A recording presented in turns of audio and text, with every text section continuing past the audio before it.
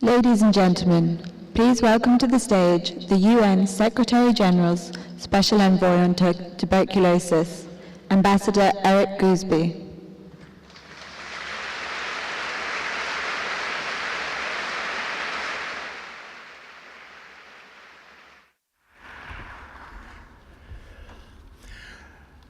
Well, good afternoon.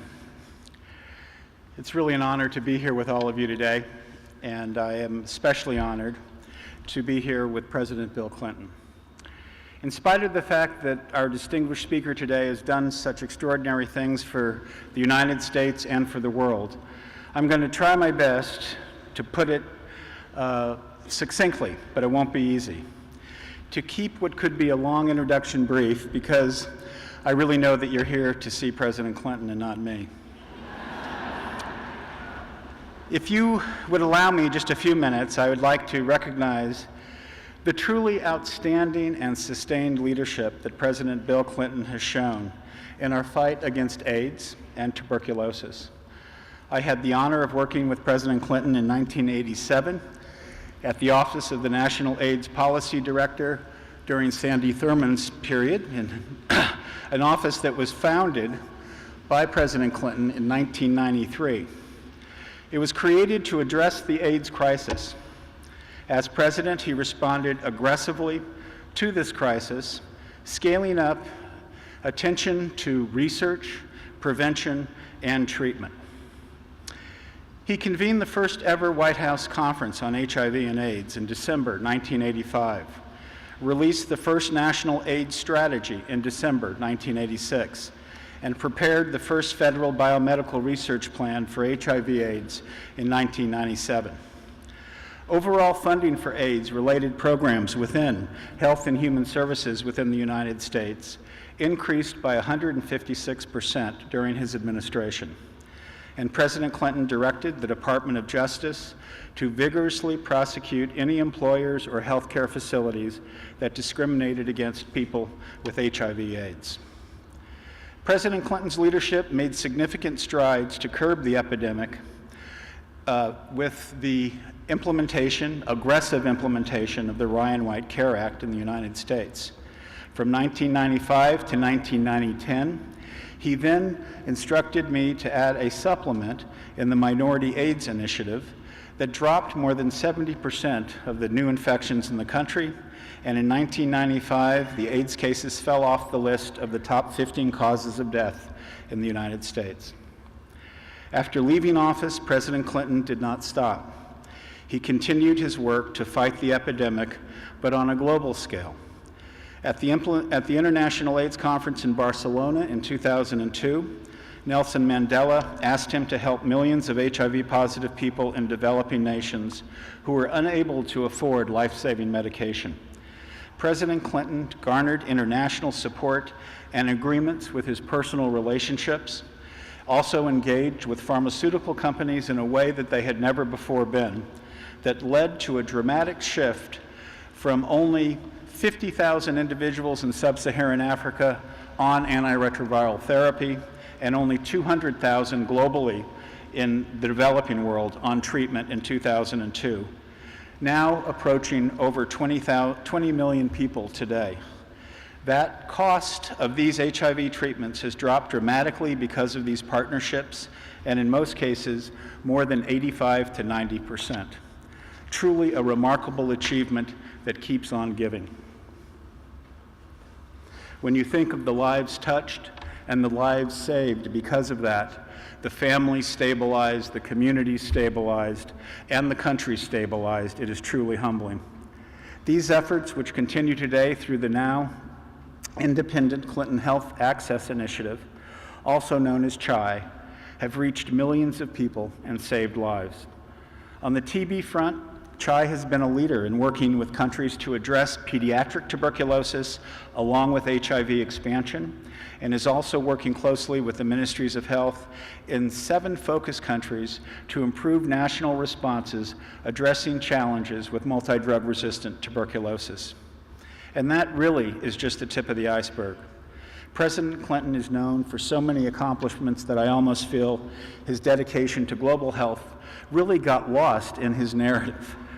8 years during his presidency, he had many specific attempts to supplement, augment, change, and intensify relationships that the United States government had that could better identify partnerships that brought more people into care and treatment. But for those of us who knew firsthand of his dedication and his passion to improve the health of all people around the world, his contribution to global health will not be lost. It is now my distinct honor to introduce you to President Bill Clinton, a friend and the President of the United States.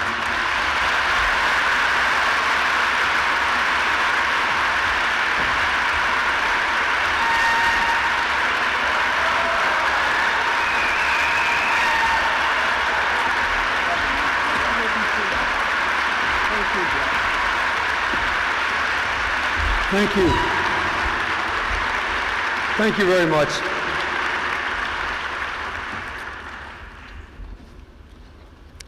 Thank you very much. I'm very grateful to Eric Gooseby for his long ago beginnings in the fight against HIV/AIDS as a clinician in San Francisco in the 1980s,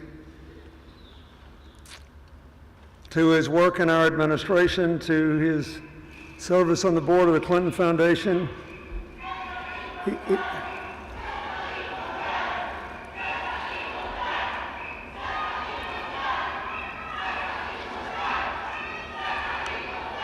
What is it?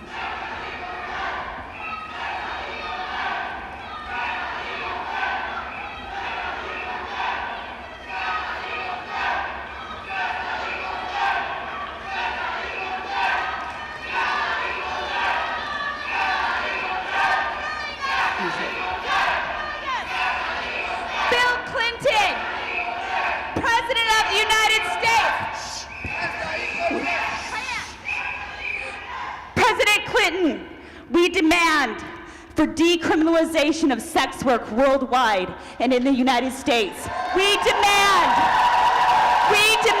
a repeal of SESTA FOSTA, which is killing sex workers around the world. We know you have the power still to do this. As a black trans woman doing this work, fighting for sex workers, we demand safe housing. We demand the repeal of SESTA and FOSTA. We demand respect. We demand to have 2020 not in San Francisco. We deserve to see our brothers and sisters from all over the world. I'd like you as the president, please do something We know you support for sex us. workers. We know you support sex workers. Please help us. This law is killing us. SESTA FOSTA is killing us. 13 girls have gone missing in the United States already. 3 are dead, and we're being assaulted every day, and we're not included in the conversations. The conference in 2020 should be moved out of the United States, and drug users from around the world join these with sex workers here with this demand. Decriminalize sex work now. Every country that's here, we need decriminalization. When you decriminalize sex work, you decrease HIV by 50%!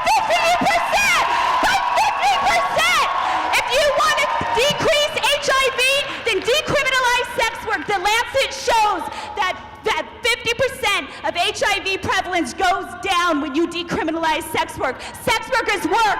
Give us our rights. Give us our labor rights. SESTA equals death. SESTA equals death. Sex workers work. Sex workers work. Sex workers work. Stop killing us. Stop killing us. Stop killing us.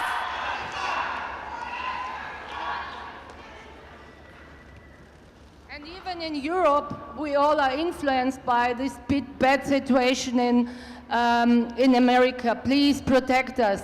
Last time you were in the conference in Vienna, we made a handshake, you and me. We are coming to our stand of the NGOs. Please, we need our help, please. The USA, you should be ashamed. You're ashamed for the whole HIV movement globally. Your laws are killing us all over the world regarding drug laws, sex work laws, your anti-prostitution pledge.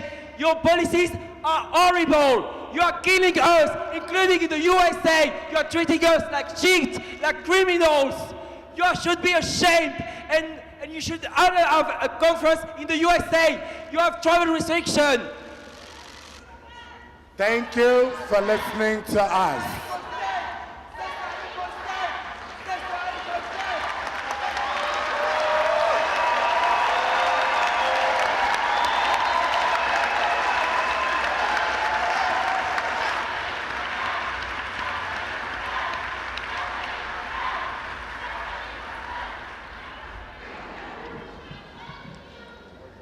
Please allow the presenter to continue.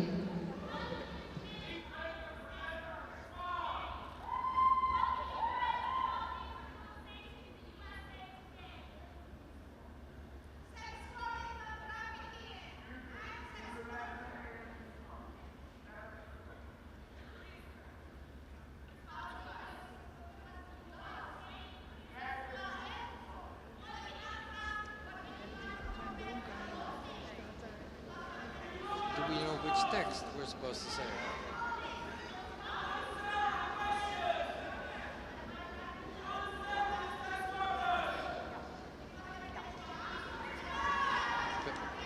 We're supposed to tell them that they're free to protest and we start again.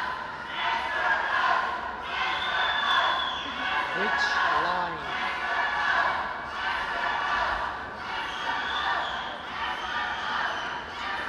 Please allow the presenter to continue.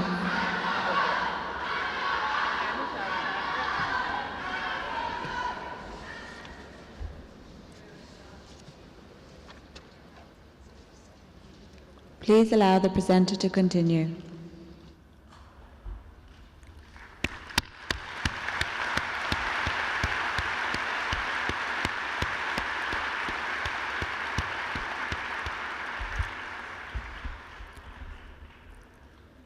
First of all, I'd like to commend the conference on allowing people who come here with a grievance, a concern, the right to be heard. Not everybody can be scheduled on a program. I think it's important.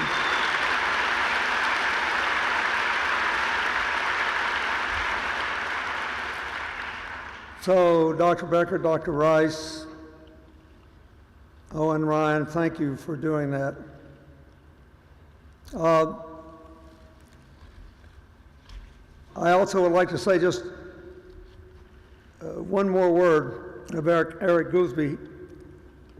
I first heard about him in the 1980s when he was running an AIDS clinic in San Francisco.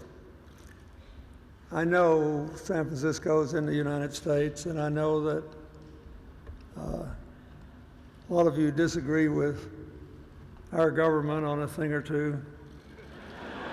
Put me down in that category. But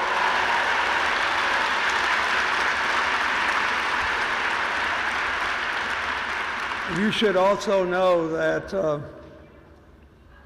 for those of us who care about this issue in the United States, it is a sacred place. Many people died, and all the first battles were fought, and they died some more, and I'll never forget in 1984 when a distinguished American diplomat sneeringly referred to my party as the San Francisco Democrats because we wanted to stop the death. So I think when you get there, you'll be glad they held a conference in San Francisco. I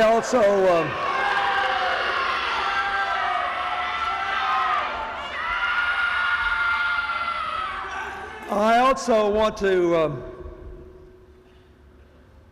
thank the people who have worked with me these last now 17 years through CHI, beginning, as Eric said, with the the idea being planted when Mandela and I closed the AIDS conference in Barcelona in 2002. We could not have done this work without the support of DFID, UNITAID, the governments of Sweden, Norway, Ireland, the Gates Foundation, Elma, IKEA, Susan Buffett, Elton John, the Gavi Alliance, the Global Fund, the World Bank, and so many others. I say this to make a larger point.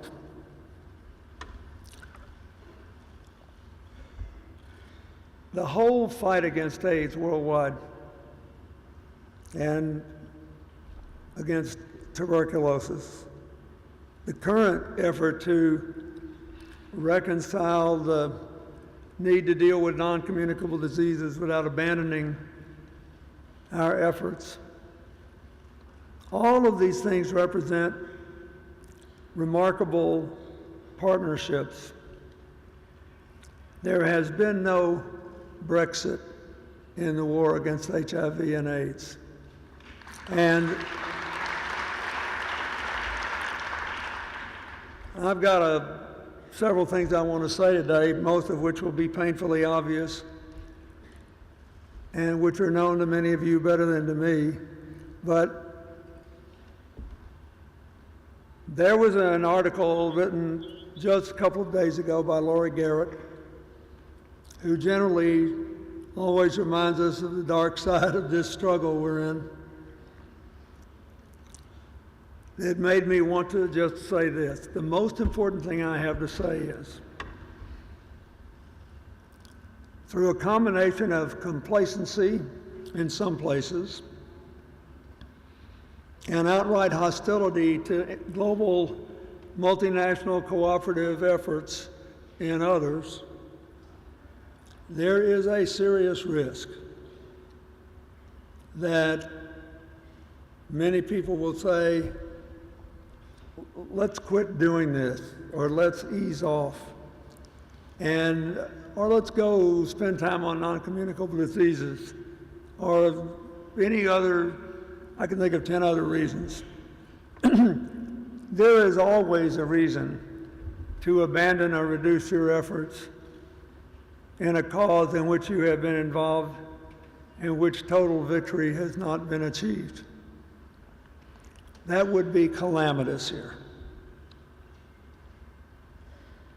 As all of you know, there's been a significant, statistically significant anyway, increase in the number of new infections which are resistant to dolutegravir and the lowest cost medicines.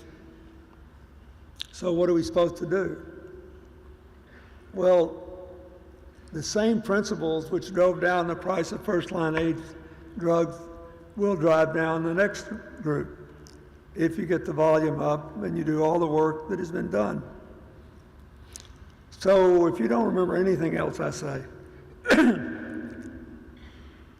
don't let anybody get complacent. Don't let anybody think that we don't have to continue to increase our efforts. Don't let anybody believe that the only way to deal with non-communicable diseases in difficult settings is to cut back on what we're doing with HIV/AIDS and with tuberculosis in particular. This is just something that we have to face. I realized I talked to two people on the plane coming here who were working on the plane. And they said, where are you going? Why are you going to Amsterdam? I said, I'm going to the AIDS conference. He said, thank God, all the people we live around have quit worrying about it, including people who are in at-risk populations. Try to think of something you can say. And so I'll start at the end and say that. The most important thing is there can be no Brexit in the fight against AIDS, and you don't want to forget it.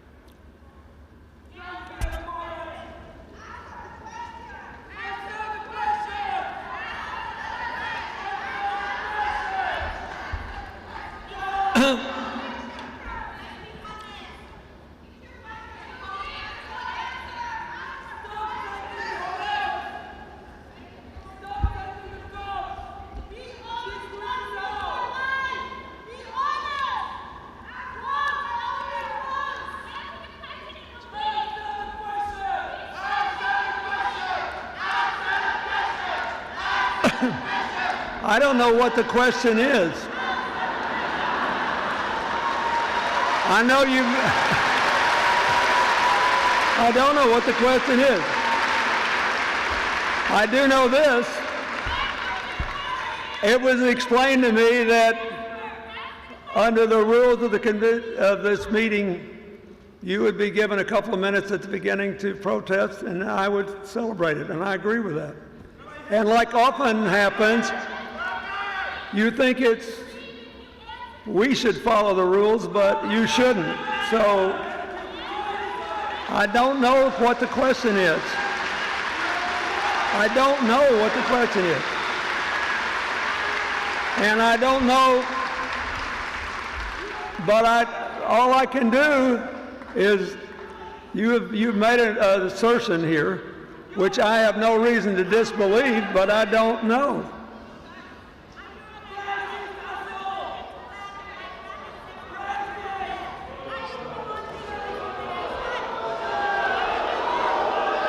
Please allow the presenter to continue.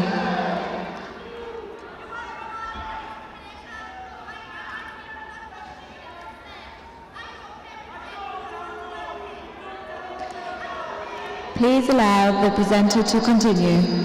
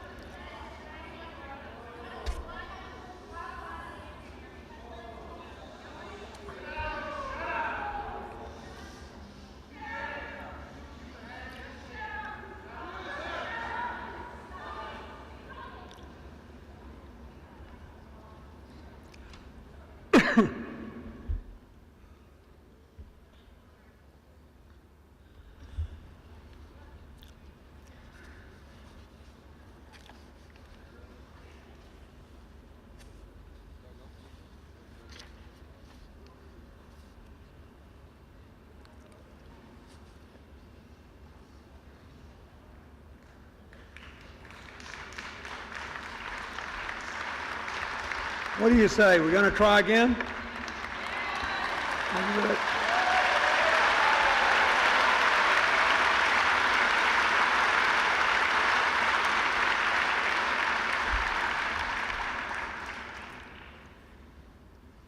Here's what I think we should think about. And I'm going to try to give you all your time back, so I just cut off the first part of the speech.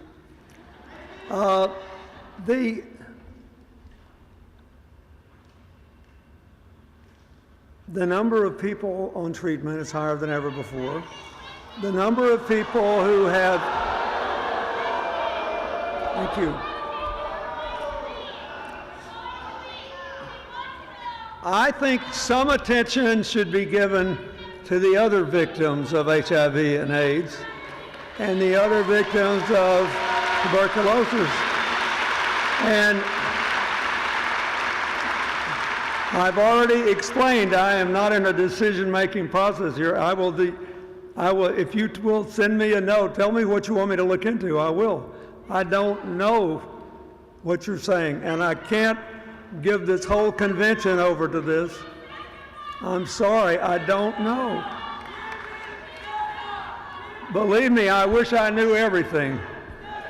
And the older I get, the more I wish it, and the more I realize it is not ever going to happen.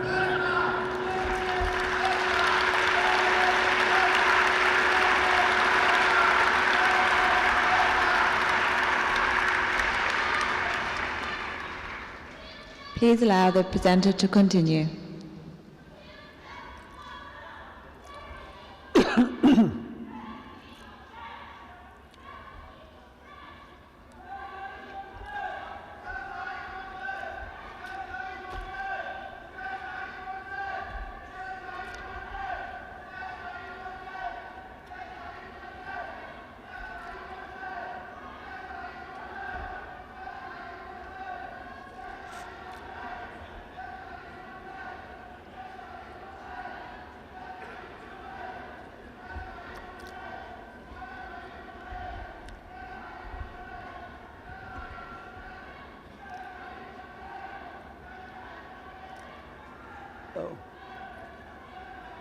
Let's give him a hand. Thank him for giving the conference back to you.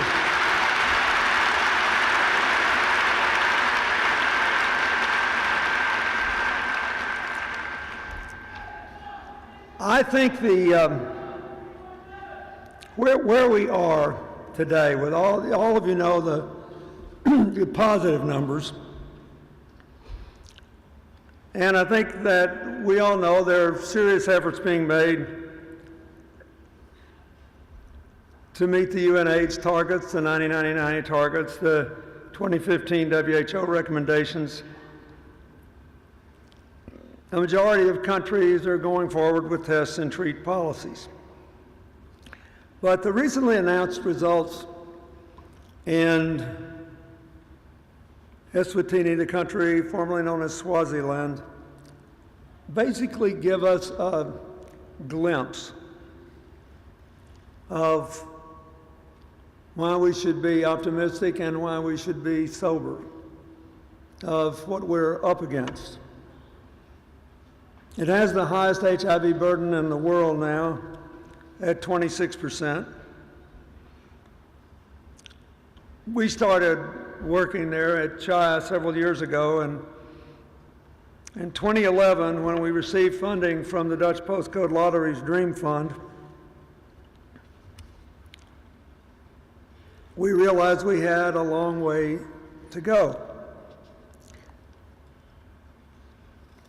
But the Minister of Health had set up an ambitious agenda, and we all got after it. Now, what do we know now?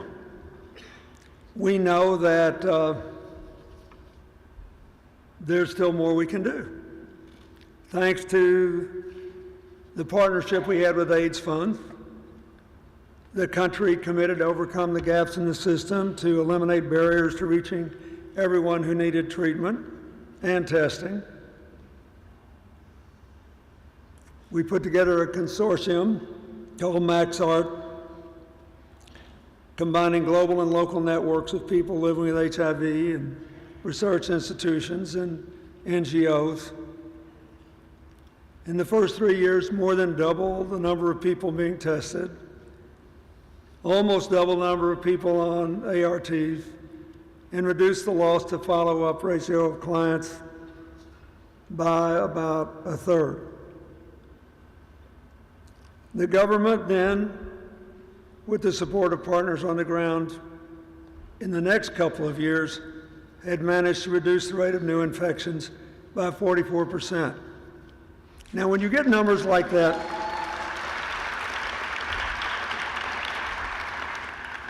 you think, well, we just need to do more of that. And there is some truth to that. But the level of optimism that I have seen in some places also overlooks some of the basic facts we face. For example,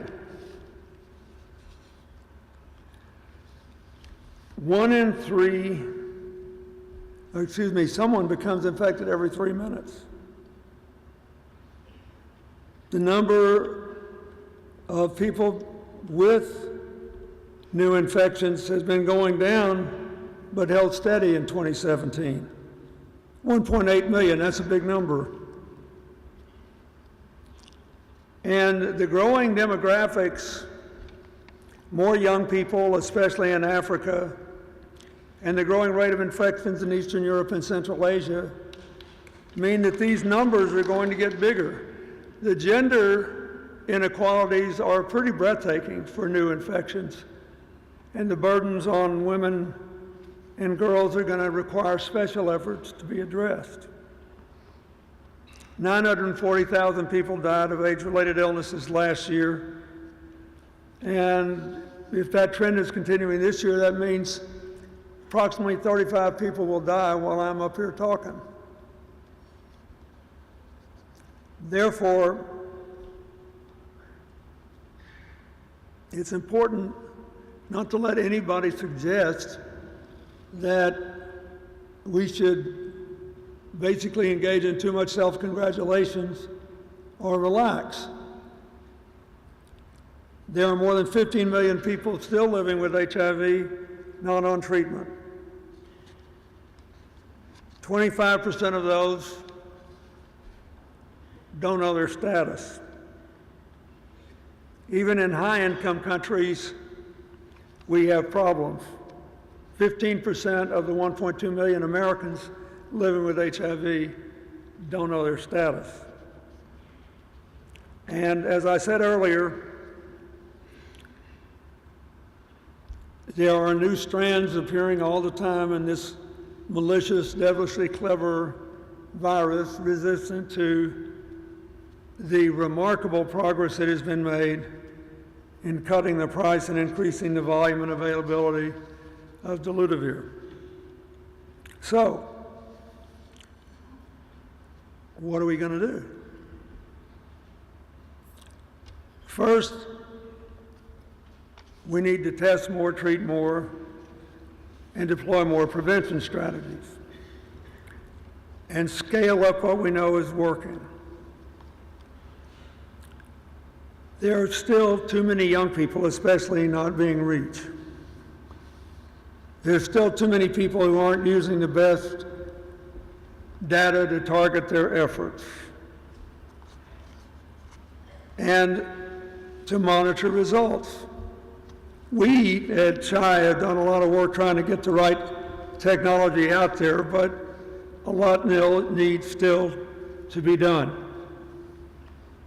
Second, we have to continue our efforts to reduce the level of mortality, to increase viral suppression, to use better regimens for young children who still don't have access.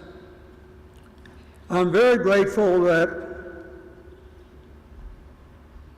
the agreement was reached between CHI and dolutegravir to make this medicine available for $75 a year with fewer side effects. I'm very grateful that Unitaid helped us to do a partnership with ViiV Healthcare to speed the development of pediatric formulations. And I'm very grateful that thanks to DFID, MedAccess, Unitaid, we made an agreement with Hologic to expand access to viral load price at lower cost, to expanding access to this critical test. We got to do all these things. But we also have to take the things that are working now and make them universal. You have made remarkable progress in reducing mother-to-child transmission, but we ought to be at 100%. And as the people who spoke here a few minutes ago remind us, there are still areas of this challenge that aren't really being addressed. We've got to do more to increase voluntary male circumcision. It makes a big difference in what happens.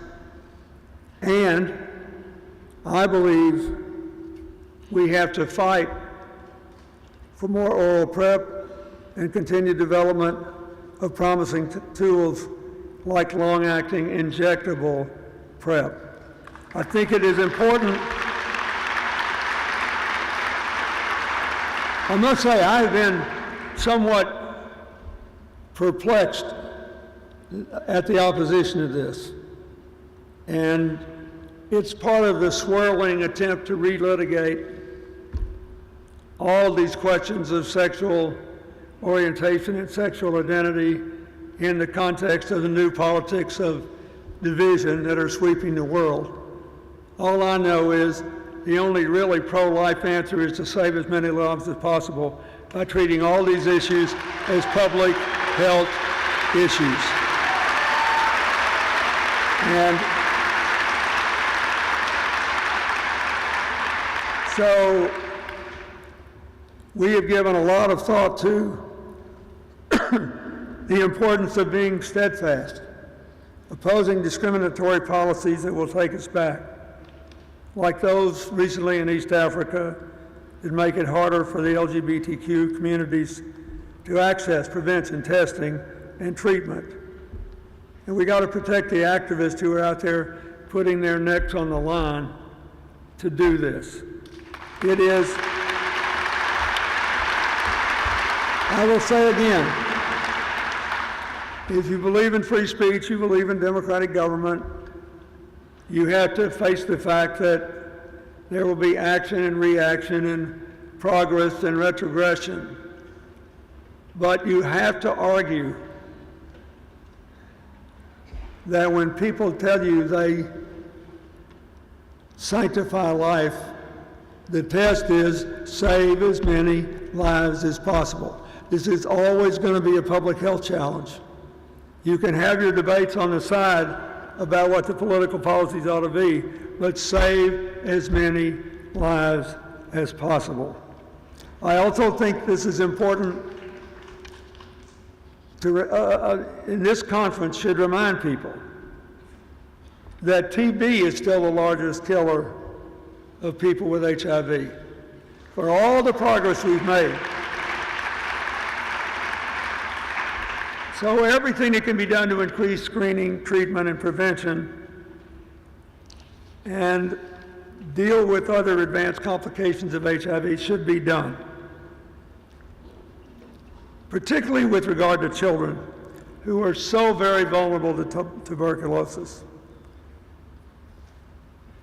We're going to have to keep working to get new TB drugs as well.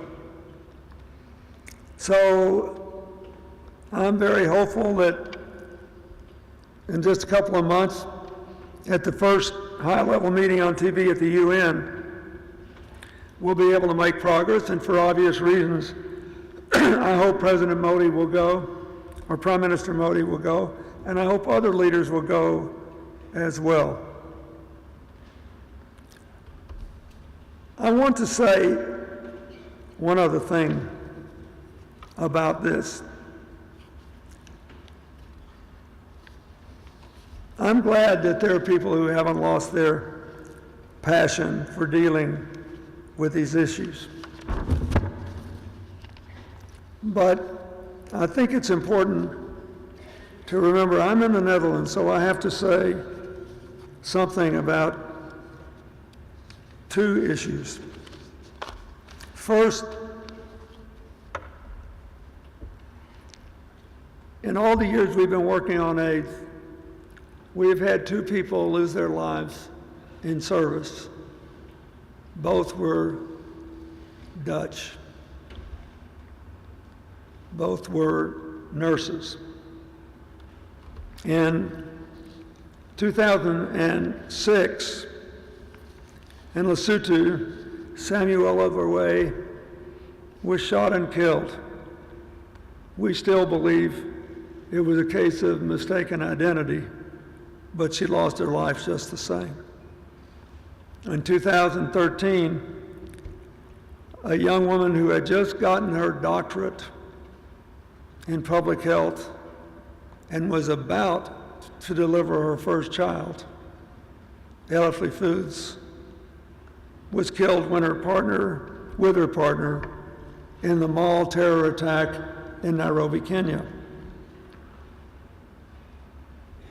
I think it's important, as we argue vociferously about what the way forward is to remember at the core the people who do this work are motivated and often prepared to make extraordinary sacrifices by the desire to save lives. I was so glad on the way in that someone gave me a remembrance of the continued honoring of the memory of Yup Long, his partner, Jacqueline Van Tongeren, and the people who were killed on that flight 4 years ago on their way to Melbourne.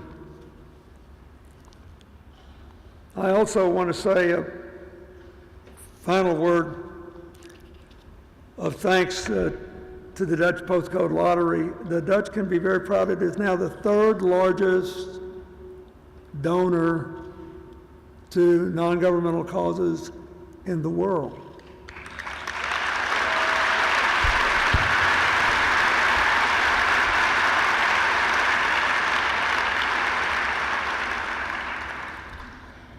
You know, I've kind of gotten used to the Dutch humiliating America in the ice skating races every 4 years at the Olympics.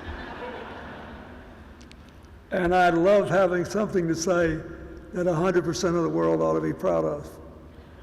The Postcode Lottery invests all its own profits back into worthy causes in the Netherlands and then around the world. And I wanted to mention them last because, number one, we've worked with them for so many years, but also because it's important that the people of the Netherlands be praised for keeping in their DNA a concern for the problems of global interdependence for people beyond their borders. And important that we all remember this. There is so much still to be done. I had originally had another laundry list of things that I thought I would mention, but it's not as important as a lot of you know this better than me. The thing I'm most worried about is that there are too many people in too many places who are so comfortable they think the battle is over where they live. And so there's not enough testing and not enough basic public health preventions. Even in the wealthiest settings, people think it's over. There are too many young people who are not used to living with the imminent threat of death, so they think it's over. There is political debate all over the world today, spawning out of this tribal separatism that seems to have captured the imagination of so many people, that where they think, you know, well, we got to cut this because we got to give our people a tax cut, or we got to do this, that, or the other thing. So let's just get rid of all this funding, or at least back off, or certainly don't give them any more money. And then there are people who honestly believe that we have to deal with non-communicable diseases, which we do.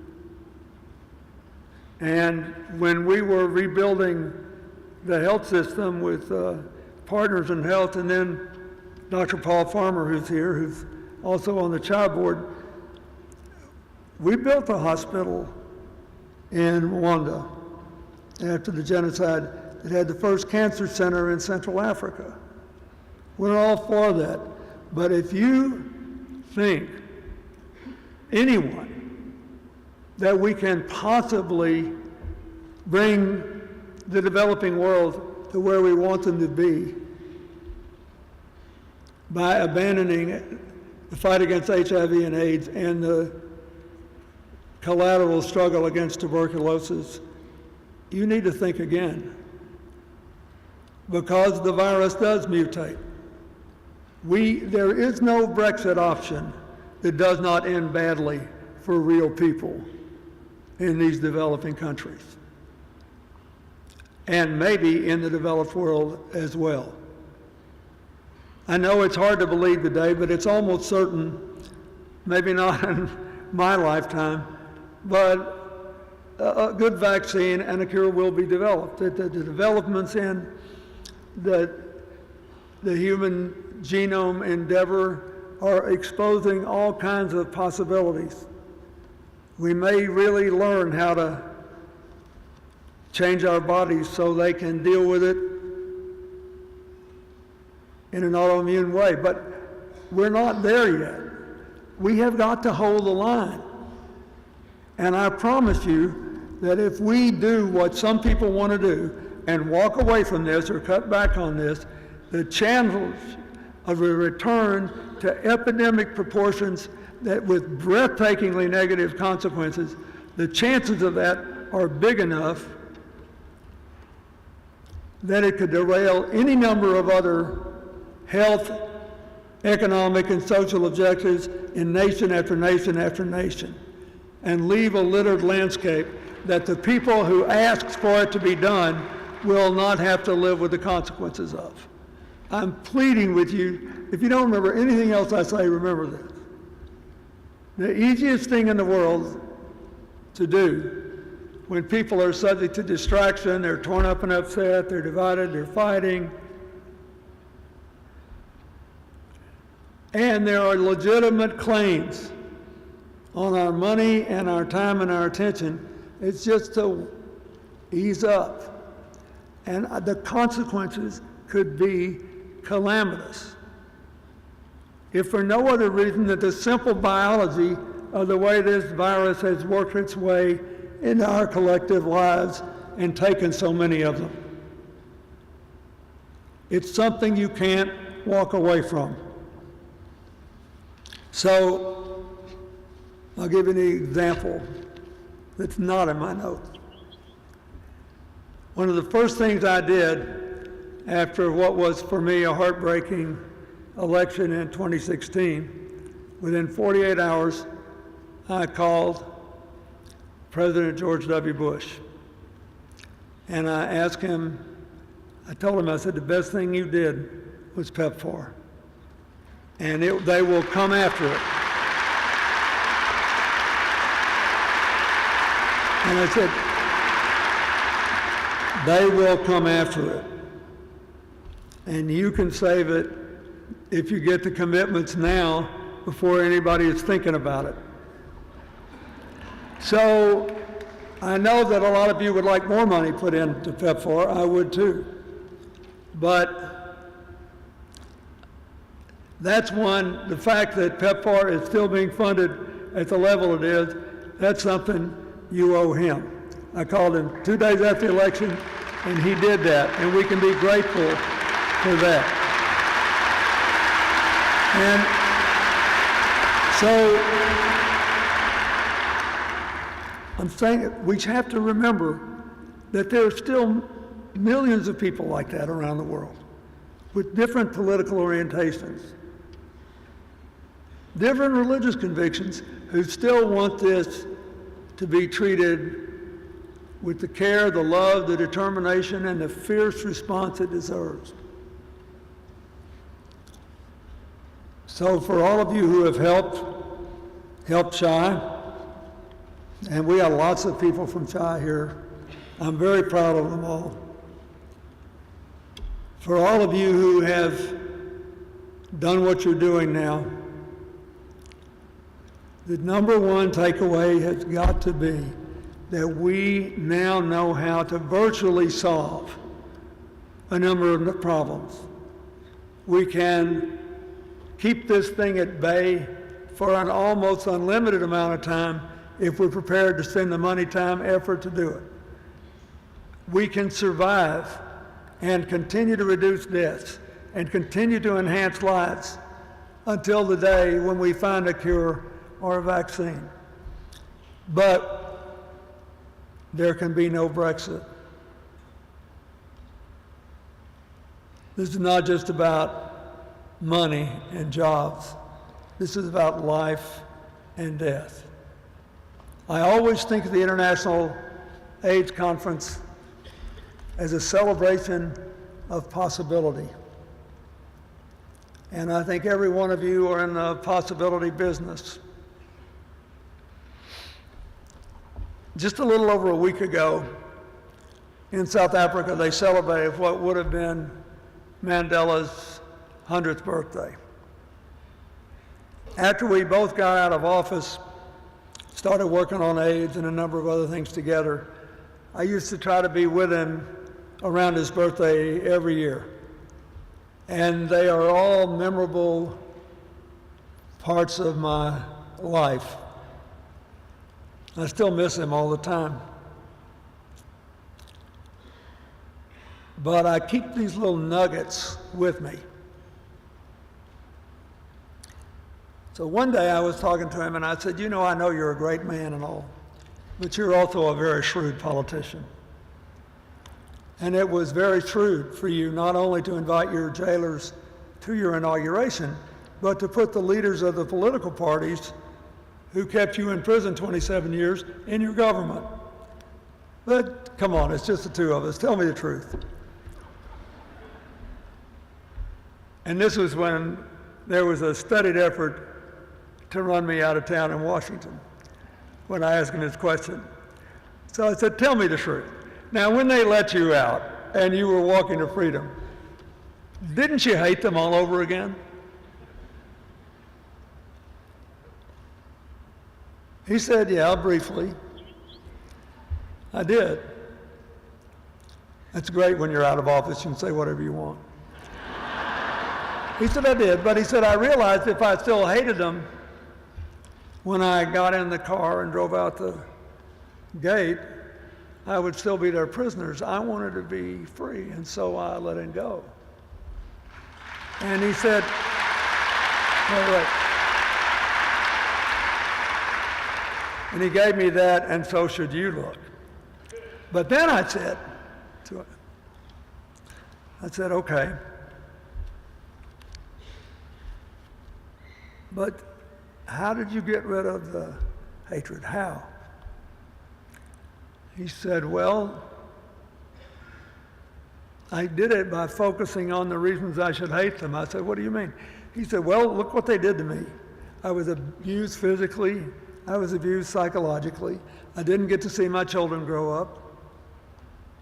I thought I was riddled with guilt for making a mess of being a father. In the end, it broke up my marriage. I had to sit helplessly in confinement while the people that I loved and had worked with were beaten and shot. He said it was awful. He said, I realized one day in a seething hatred, they could take everything from me. He said, except my mind and my heart. He said, now those things I would have to give away. I made the simple decision not to give them away. And then he looked at me and he said, and neither should you. And so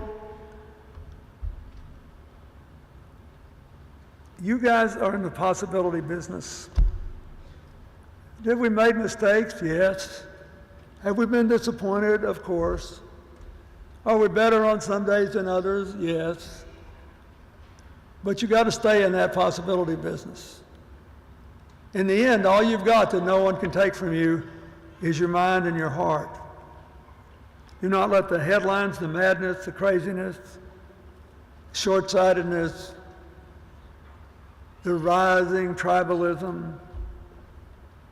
You know that everything that's unique about you is made more possible, not less, by believing that our common humanity is more important than our fascinating differences. You know that. So, however you can, to whatever extent you can, remind the people back home, wherever it is, that we can't walk away from this.